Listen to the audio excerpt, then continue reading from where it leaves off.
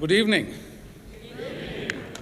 Brothers and sisters of the Green Party, first of all, I congratulate you at a very successful convention, and I bring you greetings from the 9 largest Muslim organizations in this country. We are proud of your work, and we are here to learn with you and to work with you. Learn from you and to work with you.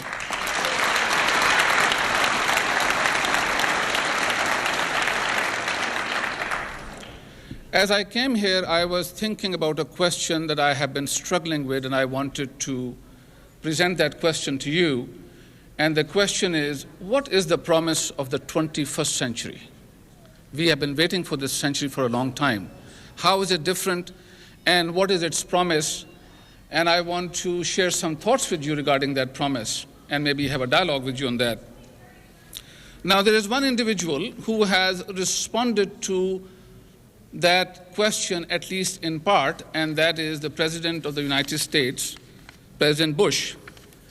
In his speech on January 29, 2002, actually his State of the Union address, this is what President Bush said, and I will quote to you in verbatim. He said, "No nation owns these aspirations and no nation is exempt from them. We have no intention of imposing our culture, but America will always stand firm for the non-negotiable demands of human dignity, the rule of law, limits on the power of the state, respect for women, private property, free speech, equal justice, and religious tolerance." Now, I understand there was an applause after his speech. I will join that applause, and I will say to President Bush, Mr. President, if you want these values to be upheld in Pakistan, where I originally came from, I will support you 100%.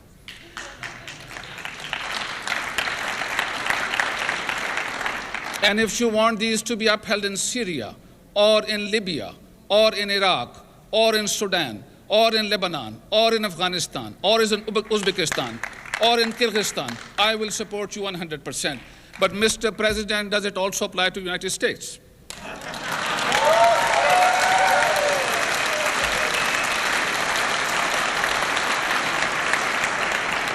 And may I ask you, Mr. President, with utmost respect, as much respect as a citizen can muster for his president, does it also apply to Israel?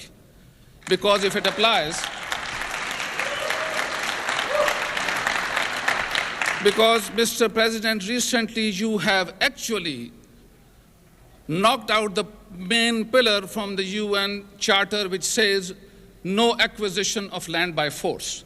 By saying that Israel has the right to maintain and to take over certain land and annex it, you have actually violated the UN Charter. You have knocked the pillar out of this thing.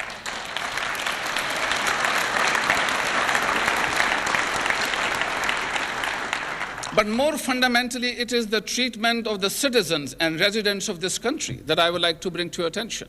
What we are facing here today, as Muslims and as Arabs, is not simply profiling at the airport or on the roadside. What we are facing is profiling of conscience, belief, and thought. And how is this profiling of belief taking place? You come out of the mosque, as happened in Florida, and there's an FBI official there. He says, "What did you pray today? And what was the sermon of your imam today?" When you ask people what did they pray about, and what was the sermon of their priest, that is profiling of thought and conscience. That is thought policing. I want to tell you also, one of the persons who works in our office, he was at the Concord Public Library in California. 2 police officers showed up, asked him to step outside, which he did, and he was, of course, quite intimidated. He said, "What did I do?" He said, "Please step outside." So he went outside, said, "We were called, you were reading a newspaper, and in that newspaper you were reading a news item about Osama bin Laden. So please step outside." And he said, "This is a library, this is a newspaper. If a mainstream newspaper can publish this story, why is it I can't read it?" So "We are sorry, but we had to come and check you." That is profiling of thought and conscience. So what we are facing in this country is not simply McCarthyism. We are facing in this country is Stalinism.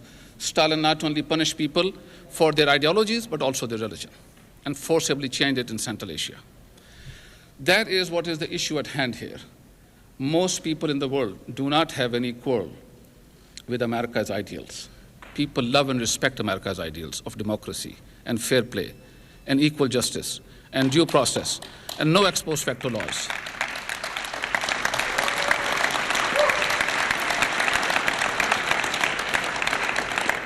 But what most people cannot understand, cannot accept, and ultimately come to question and fight is the duplicity and the dishonesty and the hypocrisy in applying those standards and those ideals.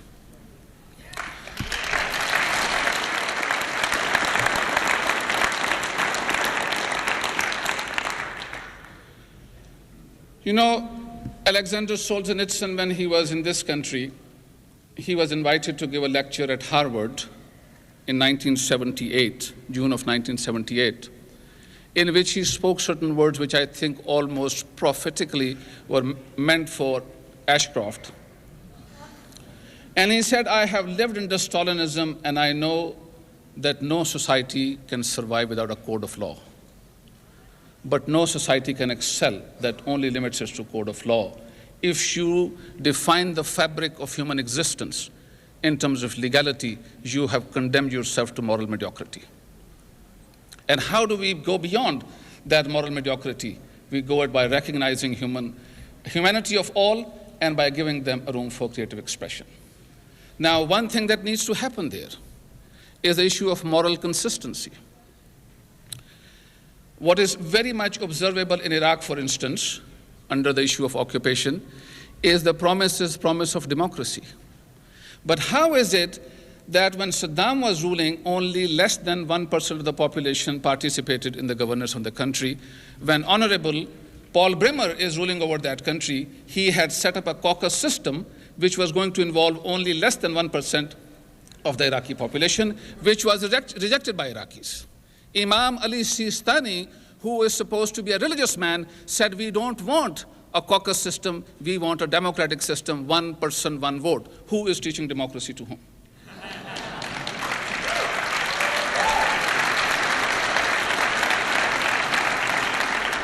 When Saddam was ruling, and Saddam was a dictator and a thug, and there are no two opinions about that.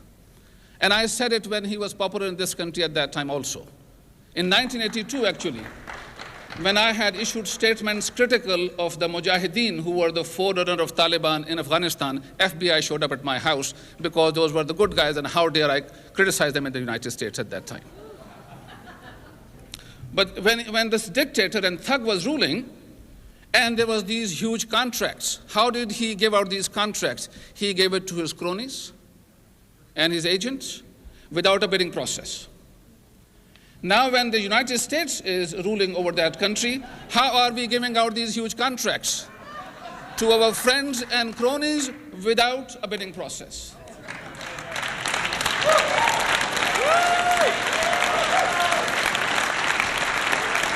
When Saddam was ruling over their country, what was happening to people in the prison? They were being tortured and sexually molested. And now that we are ruling over that country, what is happening?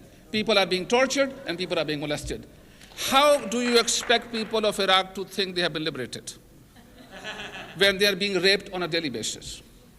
Brothers and sisters, I believe this election is going to be a referendum on the direction of the 21st century.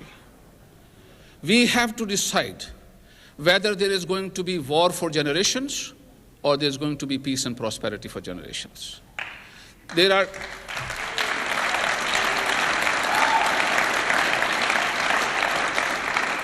What lies at the heart of the Bush-Cheney policy is Orientalism, a contempt for non-white races. It is a contempt. Orientalism, Rudyard Kipling, in his poem, The White Man's Burden, had crystallized. He said, the Oriental is half child and half devil. Because he is half child, he is irrational. Because he is half devil, he is immoral. And therefore, the European nations must go and occupy these people, Christianize them, and to civilize them. That is now the neocon agenda. And I want to tell you, because my time is up, if this agenda is followed, we will have war for generations. But we don't need to have war for generations, because there is something beautiful. People want democracy, but they don't want fake democracy. Shad Schneider, let me just conclude by saying, James Q. Wilson, in his standard book on American government, said, democracy is a system in which leaders earn the right to make decisions through popular contest of votes. Schneider said, no, democracy is a system in which political parties so define the issues that common people make the final decision. If we are going to give Iraq a gift of democracy, let's give them the Schneider democracy. But before we can give it to them, we have to give it to ourselves. Thank you very much.